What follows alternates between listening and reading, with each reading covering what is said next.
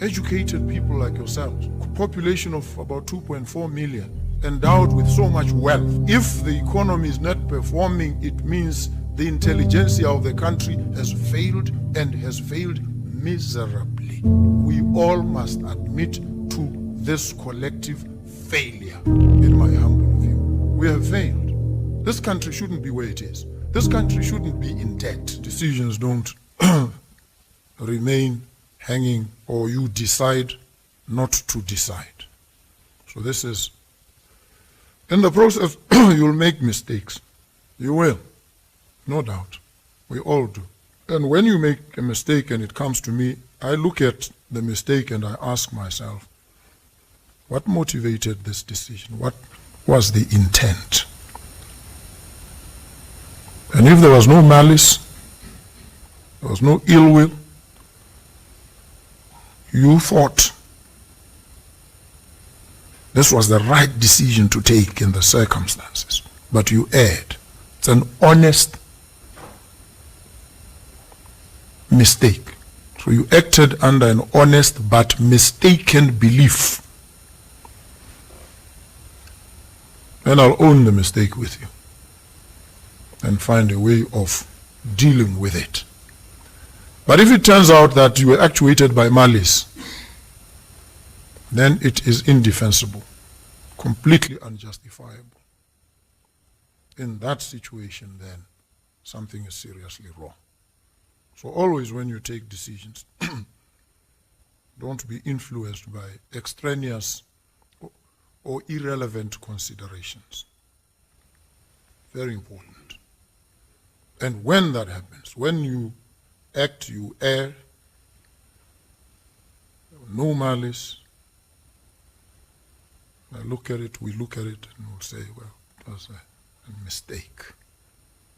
We explain it. Sometimes we come out publicly and say, we made a mistake. People will be angry, they'll criticize, but we own up. That's what we do. We account.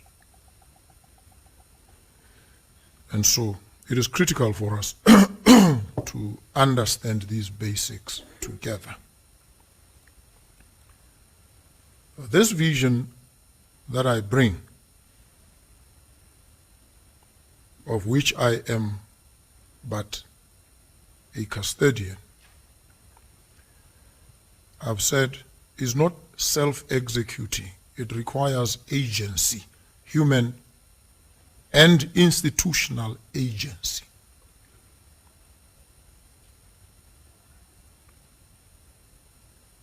And it brings us to an aspect that also can be controversial. Who are these agents? Some of them are yourselves, as heads of entities, ministries, accounting officers.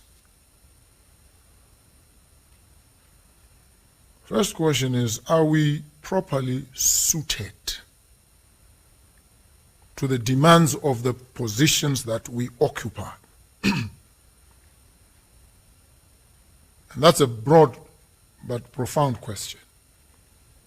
You may be suited, and I encountered this when I was looking at competence to become a judge.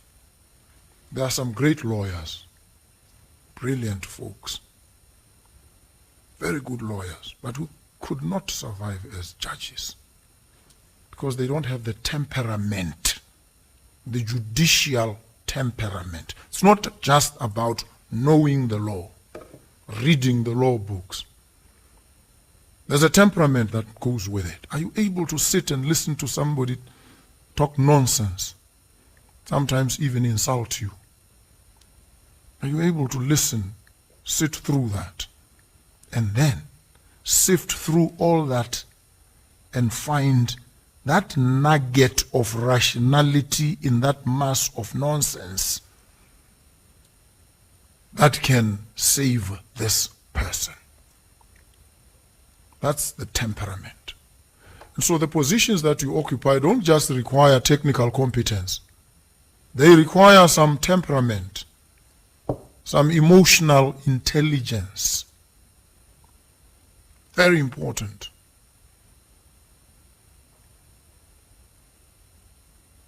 And sometimes we lack this, or we fall short. And when we do, we need to be conscious and raise ourselves to the required levels.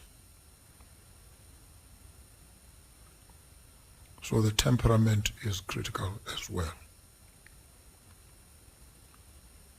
And that temperament requires us to have the capacity to hear, to listen, to hear what people are saying, and to heed the advice that comes from them.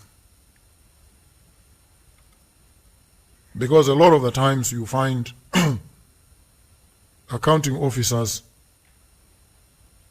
display the temperament of evading and avoiding. Sometimes you face up to issues and you become very honest. And sometimes when you appear before these folks, you must tell them, this is not my remit. Mine ends here. I don't take policy decisions, I implement. I don't pass judgment. I execute what I have to execute. And so if you are asking me questions that require some judgment call, please go and ask the relevant people, not me. I'm here to account for the figures that you see in front of you. Whether people had to travel or not, somebody takes that decision. It's not my call. They traveled. This is the amount. You will make up your own minds about whether that was justified or not. Here, my job is to tell you and speak to these figures and these events. Their justification, go and engage elsewhere. It's a very fair response. Don't get carried away. Don't get intimidated. Simply account.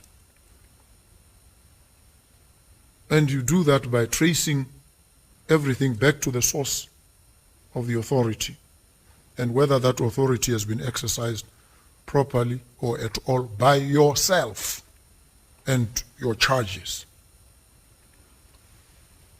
Questions of a policy nature, high policy. High policy, actually by law, high policy, there's a legal authority from this jurisdiction. High policy is for the president.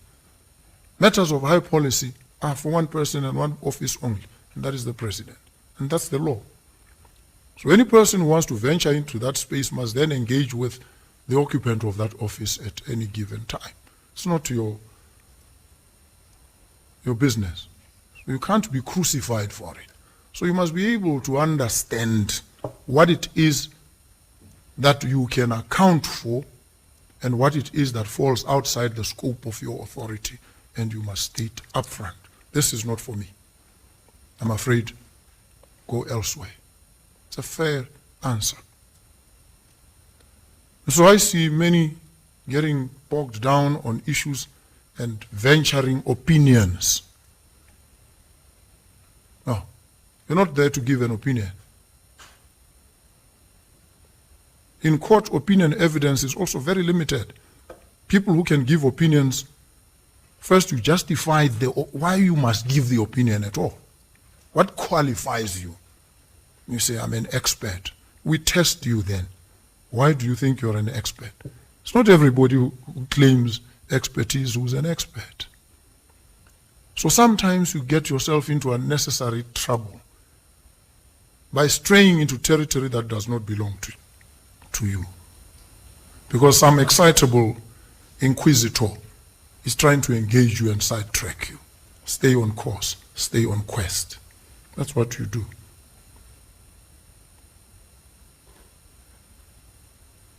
So,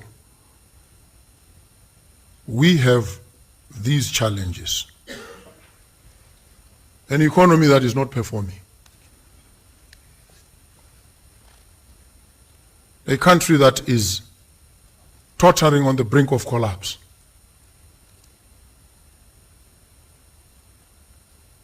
Upper middle income by description has the advantage of stability and predictability and all these. Yet it is not performing well. Why? On many indicators, this country has some of the most educated people, trained at great expense by the people out there who are catching hell on the downside of society. They look to you. They trained you. They sacrificed for your education. You went to some of the best schools. You acquired the best qualifications. You owe them a debt. What are you doing for these people? When you sit in your office, and do you think about them? Creatures of flesh and blood catching hell at the margins of this economy.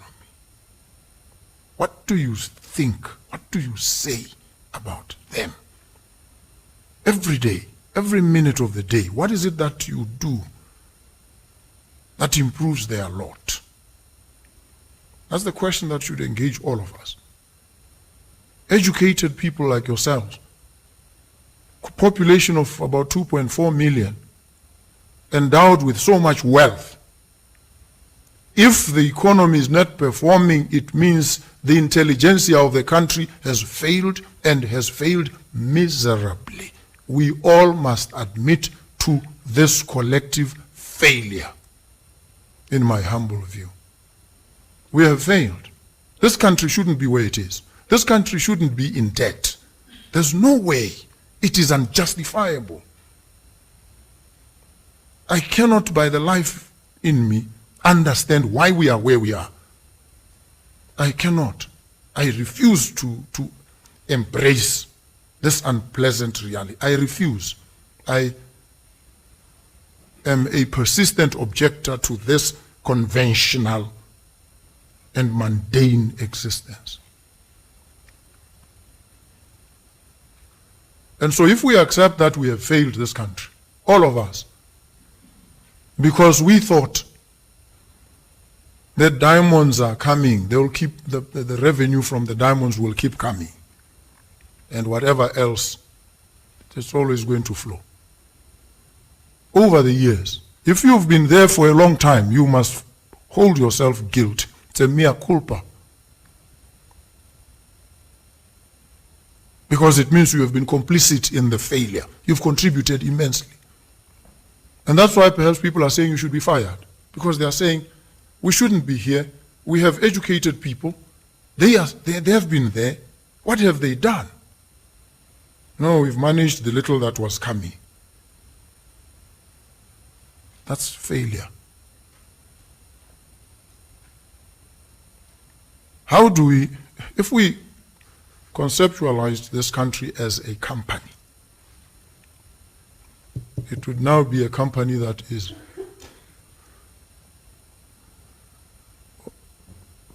to be placed under liquidation. It's a collapsing company. And if you want to turn it around, you must come with a turnaround strategy. You're not just going to inherit it and run it as it has been run. No, it can't happen. It would be the height of folly if we tried that. It can't happen. We can't do the same things that have brought us where we are. Because the best they can do is to keep us where we are. And we don't want to be where we are. So everything, pretty much, that we have done, we need to cast aside and rethink. Come up with new strategies, new ways of doing things. We must be born again. We must die as who we were yesterday and before. To be reborn, a different breed and species that now carries the agency of taking this country higher. So all the conventional theories you've read from books, neoliberal economics, reject that nonsense. It doesn't work. It hasn't worked. Forget it. I assert this and I assert it intransigently. But it doesn't work. The Washington consensus is absolute nonsense.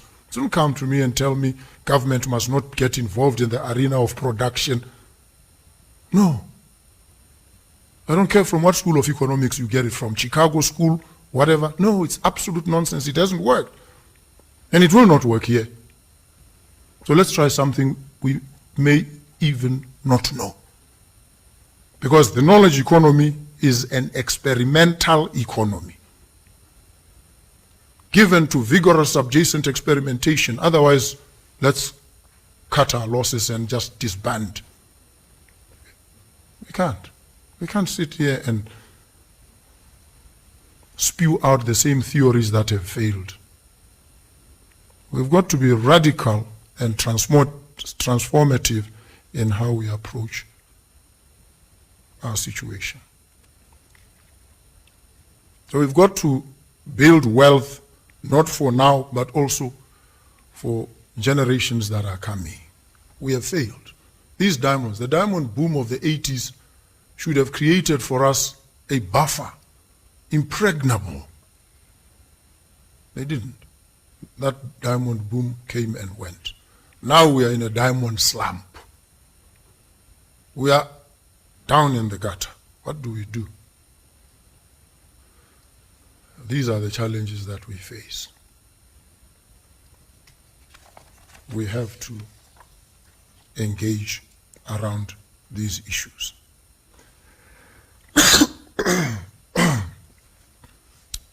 I'm going to define just broad categories. One program that I put at the forefront is the digital economy.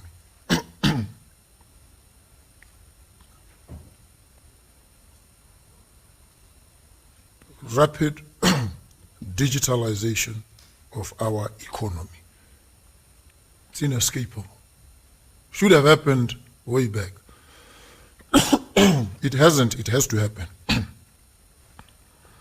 Tax collection, issuance of driver's licenses, issuance of passports, national ID cards, every aspect of this economy must be digitalized.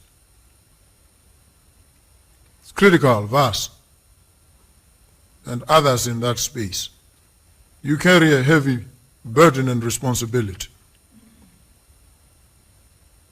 And in relation to this, you dare not fail. We as a country dare not fail, because it will sink us, it will sink this country. If you want to build an energized democracy, you have to be accountable. It has to be open. It has to be transparent. Whatever you do must be capable of real-time tracking. And you can't do that if you are using Stone Age tools. So we've got to digitalize. The digital economy is absolutely critical. The second that I highlight is to turn this country into the best logistics hub in the SADC region.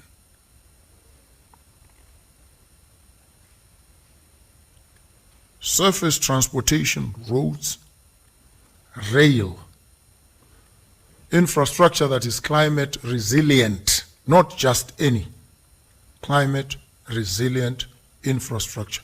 We were exposed very badly by the recent floods. Now we know. When we build, we are not just building. We must anticipate the vagaries of nature as well. And they exposed us badly recently. Huge loss. We need to build climate resilient infrastructure. Rail, very critical. And when we say road transportation, we're not theorizing. There's the A1 here. It's a huge and powerful artery that dissects the country. We're not going to just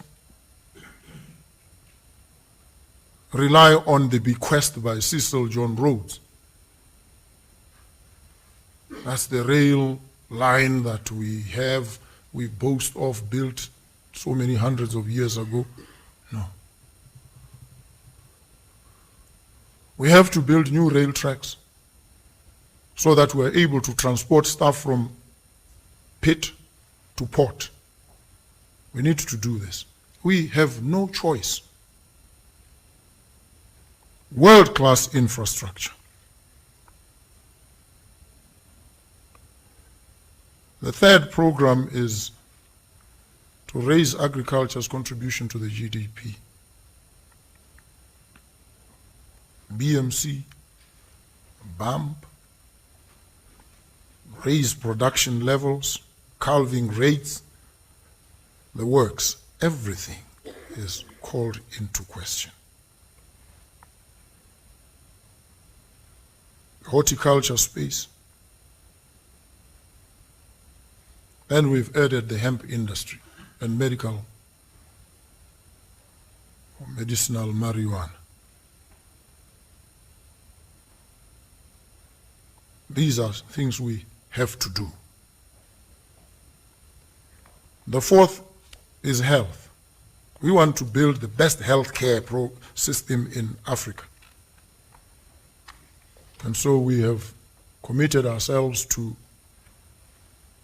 a health insurance approach. And so we need to engage in relation to the laws and the regulatory environment. We have to refurbish and fully equip all government health facilities. We have to rebuild the whole network of medical supplies. The entire value chain must be rethought. We have central medical stores. We spend billions, upwards of 1 billion every year, loss occasioned by that entity.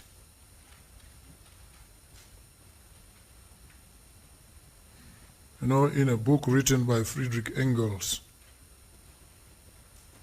called Critical Criticism, he says everything must justify its existence before the judgment seat of reason. Otherwise, it must give up that existence. Central medical stores must either justify its existence or give it up, give up that existence. I make this assertion very, very solemnly and very firmly. Because we can't keep running out of chronic medication across the country. And people die. We can't. It is unjustified. It's an untenable situation. How do we explain it? How do we rationalize it to ourselves, folks? So the approach that we've taken, and I know what happens, I've litigated around matters involving central medical stores.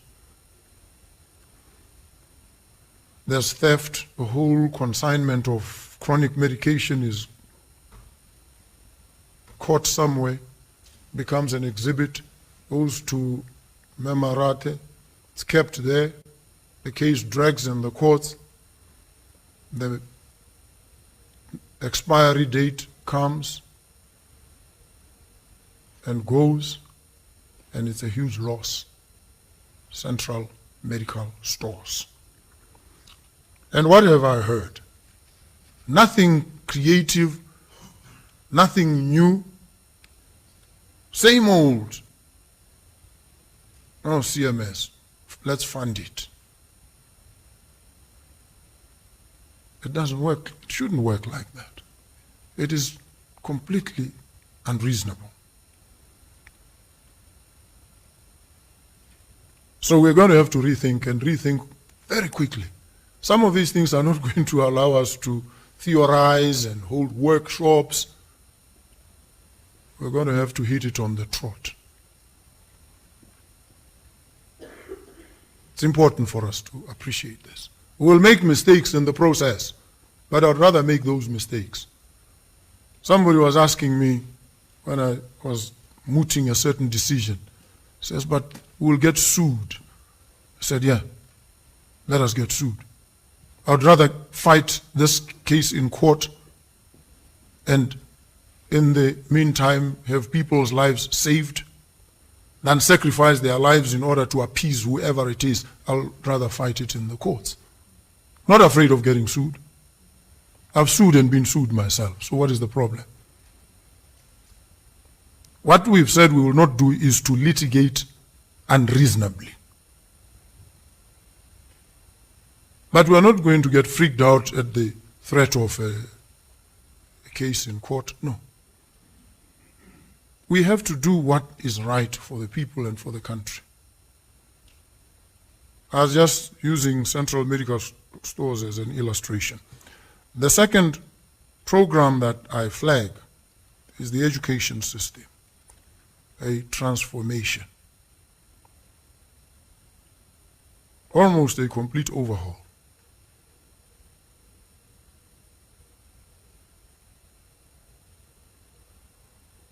We have to change the education system, both in terms of curriculum, content, but also in terms of the way in which we deliver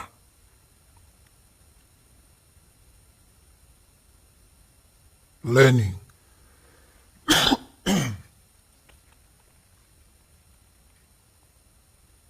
We are called upon to think creatively around all these and improve the skills of teachers.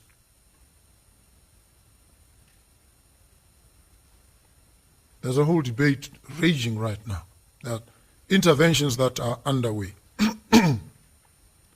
But all these must operate on the back of the digital economy. Otherwise we will fail. The next project, the sixth, is these 100,000 houses that we have to build.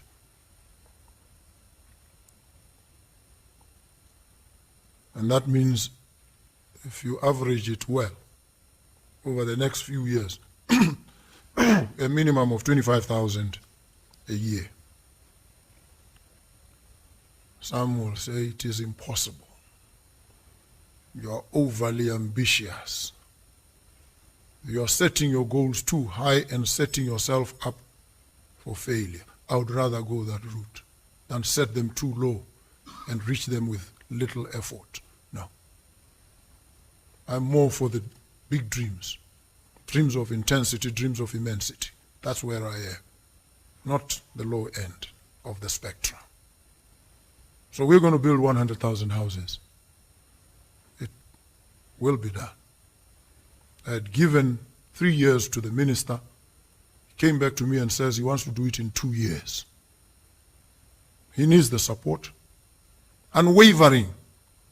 You see, there are certain levels when we get to, we brook no debate. Radicale will know this. When the command is issued, you execute. You don't debate with the commander. You don't start questioning him. We will shoot you and kill you on the spot in a war situation. We're in a crisis situation here. We're not going to start theorizing and debating niceties. No. We have to execute on the trot. So these 100,000 houses shall be built.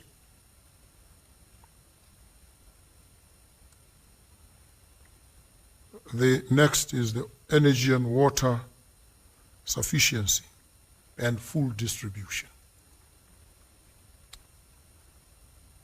To run all these, we need to be self-sufficient in energy. You look at BPC right now.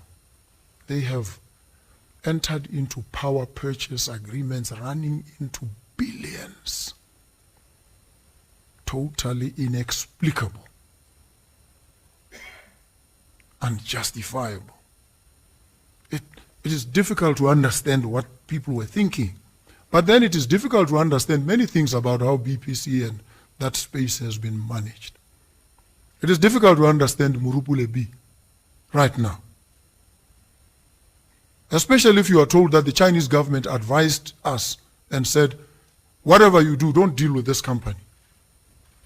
And what do? Typical us.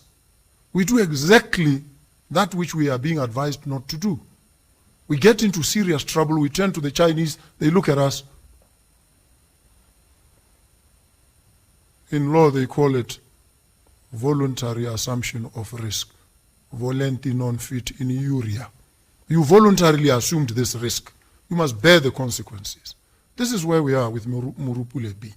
And it has been in remedial stage for 6 years now. It is still not functioning.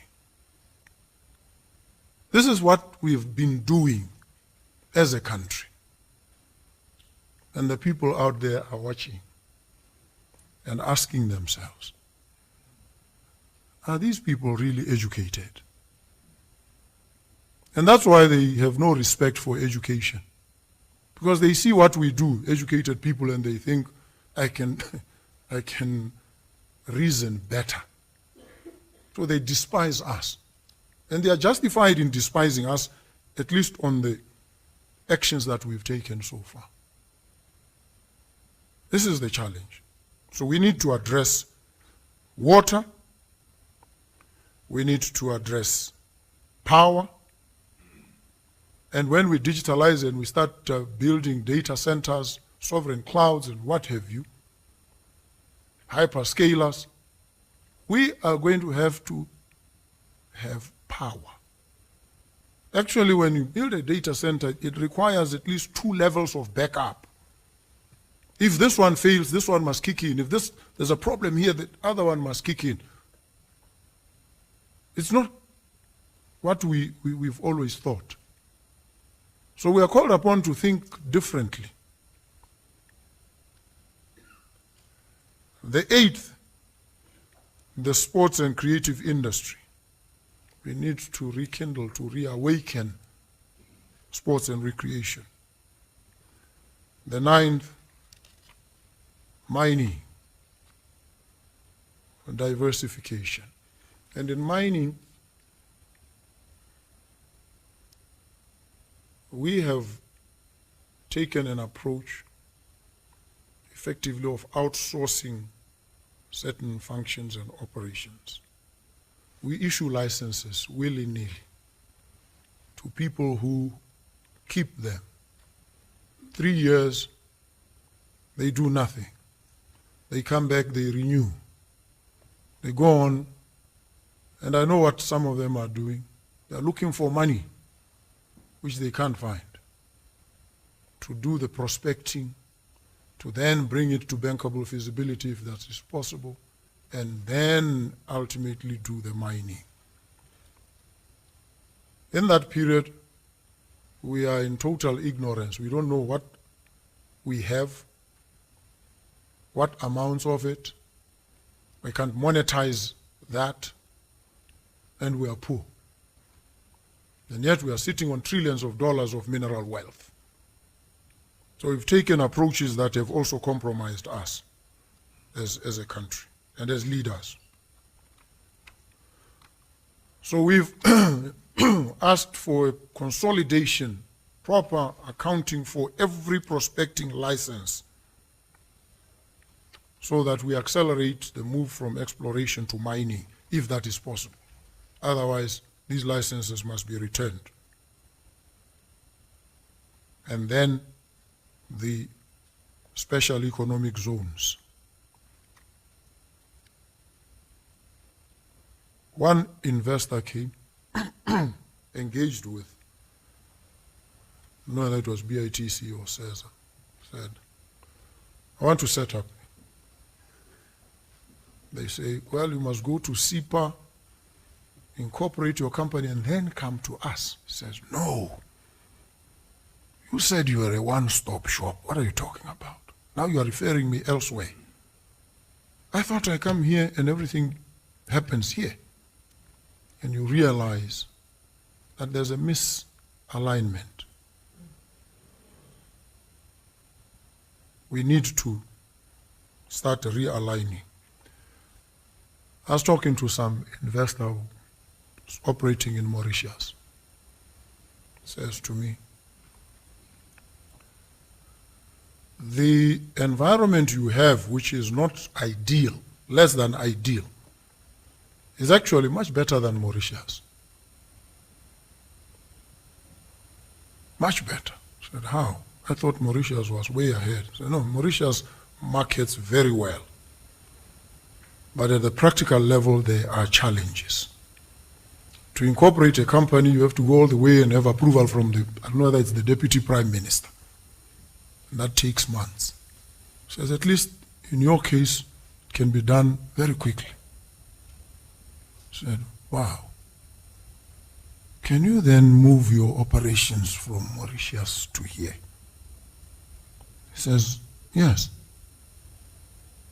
That's what we've come here to explore. And they say, actually, if we are successful, expect an influx of companies operating in Mauritius to come here. So we must expect that influx, prepare for it so that we are able to onboard and have this environment that welcomes. So we need to look at all these entities, CESA, SPEDU, BITC, Stock Exchange, and establish a national value proposition so that we ensure immediate offtake of investments. So we're going to have to establish collaborations. Right now you hear diamonds are not being sold. What do you mean diamonds are not being sold? What is the story? Are there no interested buyers? There are. I asked ODC, called them in the middle of the night because I was angry. I said, I want you here now, 12, midnight. Then I calmed down and said, come at 10 tomorrow. And they came at 10. Came with a stack of slide presentations to give to me, whole bunch. So I ran through them quickly. I listened to the presentation. And I said to them, you see, between me and you, I have the advantage because I'm ignorant. And it is my ignorance that is the advantage. I don't know anything about diamonds. You know everything. And whatever strictures and constraints you have in your minds, I don't have. So I approach this thing fresh. Why are you not selling diamonds? Gives me a whole story. Said, you have mortgaged yourselves to one model of evacuation. You are using auctions. You were set up to be different from De Beers, to give us something different to compete in this space. But you haven't. What is the problem? So the problem is not that diamonds cannot be bought. It is that we've tied ourselves to a single band spectrum in relation to how we operate in this space. It's important for us to acknowledge these weaknesses. So the country doesn't have money, but it has diamonds, and we can't sell. Doesn't make sense to me. So, what does all this outline mean to you? Takes us to the problem always, procurement. You want to construct a hospital. That's the project. the process of procurement becomes an even bigger project in and of itself. It will take you ages. I have 3 years, I said. I set this for myself, 3 years. I wanted to put myself under immense pressure so I don't sleep at night. Wake up and have nightmares about delivering within 3 years.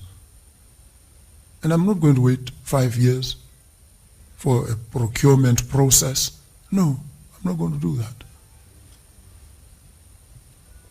This must be understood. The ringtone is not even sexy, brother. I just calming him down. But we have a problem, folks. It takes ages to get things done. And when they are done, it's at huge cost. I was told, rumor that reached me, is that there's some piece of equipment that was procured for Princess Marina. The same piece of equipment had been acquired by Bamaleti Lutheran Hospital for a certain amount. Exactly the same piece of equipment. Now, when it is sold to Princess Marina, it is at more than double the price. And it is being procured. Something is wrong, clearly. You can't say you don't know. Well, it was procured just next door at half the price. Why are you buying it at twice the price? Are you serious? What are the consequences then? Because the problem with all of us maybe is because there are no consequences to some of these staggering failures and indiscretions. And they occasion a huge loss, and then we complain there's no money. We are struggling to pay salaries, but we are siphoning, we're wasting the money. This is the problem. And so you have opportunistic players. Politicians will ride on the bandwagon and start firing salvos at you. But you invite their opprobrium sometimes. We need to do things in a manner that we can justify. I can stand in public and defend any decision I've taken or I will take. Because I take these decisions expecting fire. And I live in that range of fire. I live there. The wild lands of controversy, fire, fighting, I'm there. That's my domicile. And when I take these decisions, I think them out. And if I realize I've made a mistake, I'll stand publicly and say, yeah, I erred here. I was acting in good faith, honest but mistaken belief. But some of these are completely unjustifiable. This is what we face as government, all of us as accounting officers. So in relation to all these projects that I've outlined, we're going to have to move with speed. We're going to have to be very agile. So your tender process is not going to work.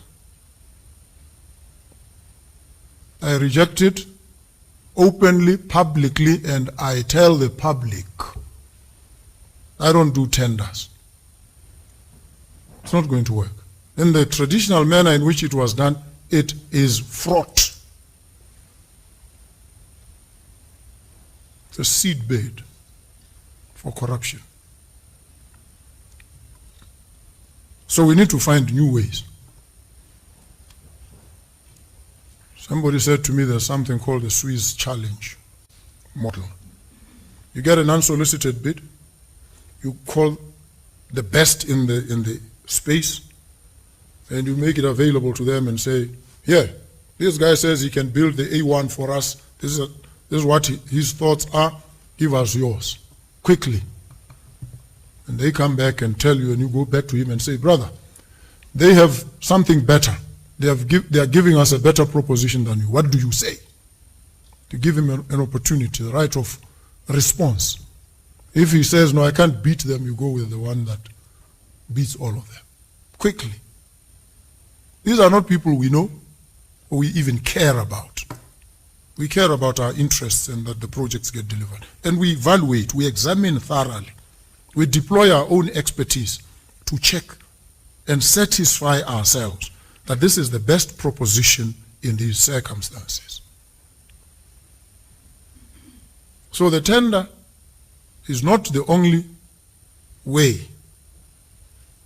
We've just mortgaged ourselves unreasonably and unduly to it.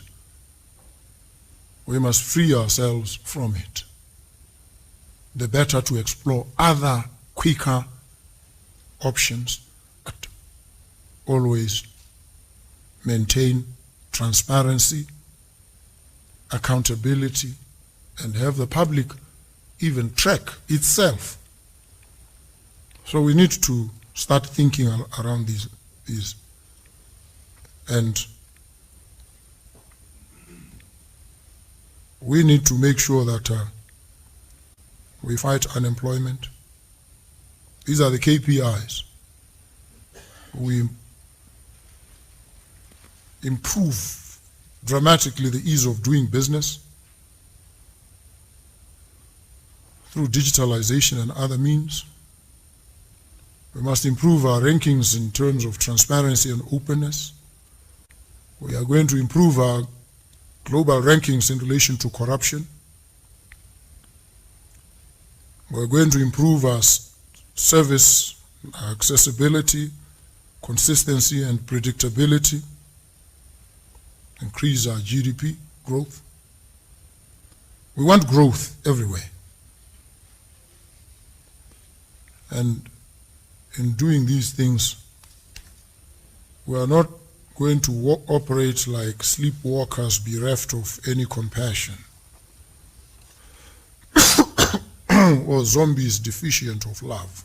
We're going to make sure we empower our citizens, yes, people with disabilities, women, young people, and we're going to bring in tons of foreign investment. The amount of money that we need, we don't have locally. We've got to bring it in from outside. We've got to bring foreign direct investment. We've got to facilitate investors. Appreciating all the downsides that we've got to move. And so for you as accounting officers, we call for agility. We call for a sense of urgency in relation to these things. And in the process, there will be many clashes. Some of you are now beginning to clash with your ministers. They come to me and they are aggrieved. They say, I'm not going to be able to deliver on the assignment that you've given to me and your expectation of me, because my permanent secretary is effectively sabotaging me. How? They take their sweet time. They're unresponsive to urgent issues. They find all sorts of ways to stall and sabotage. That's what they say. And they make demands on me. Keep sending me messages. How far are you? And I have to manage these tensions. But my focus is on delivery. I want us to deliver. And let there be no doubt about how I work. For me, it's about performance, merit, cutting edge merit from professionals. It's not unreasonable. There's a guy, I always give an example with this guy, I'll not mention his name. I always used to see this guy clad in BDP regalia openly, and he was a public servant at the time. Got very angry, watched this. this guy. And I was not in any doubt that he would be the first candidate to be sacked. I was clear in my mind, because I had seen him. Then I came to occupy the position. Now is the time.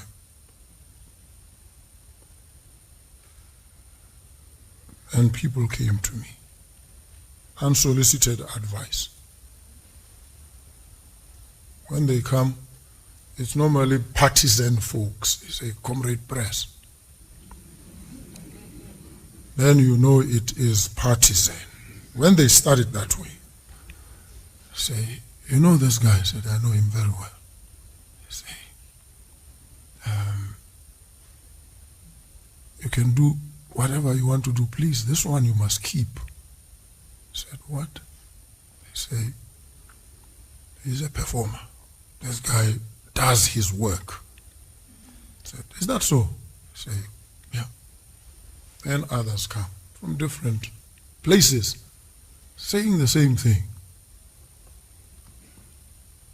And you know, it gets serious when the First Lady also says, there's an officer, I was there, and this guy was, he seemed to be in full control. He knew everything. Everybody came, asked. The testimony was, said, okay, it was unsolicited as well.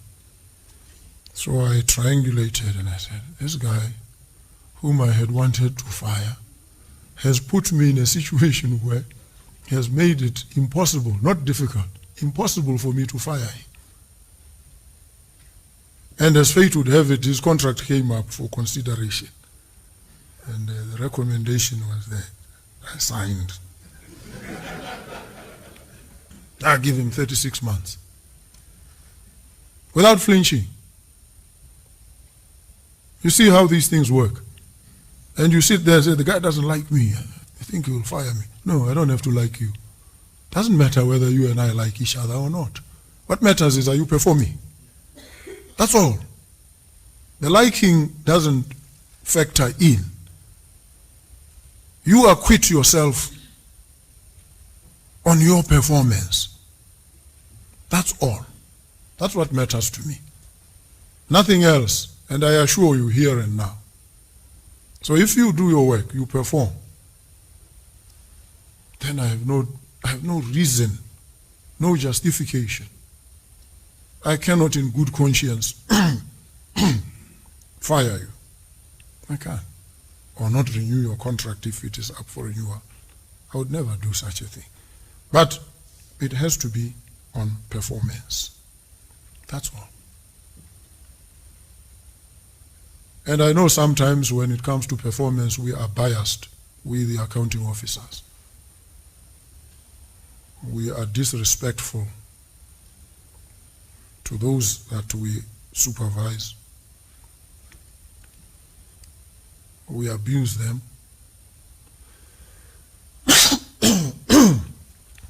We don't give them the benefit of the doubt. We don't allow them to think creatively, to critique and tell us where they think we are missing it. We are too sensitive.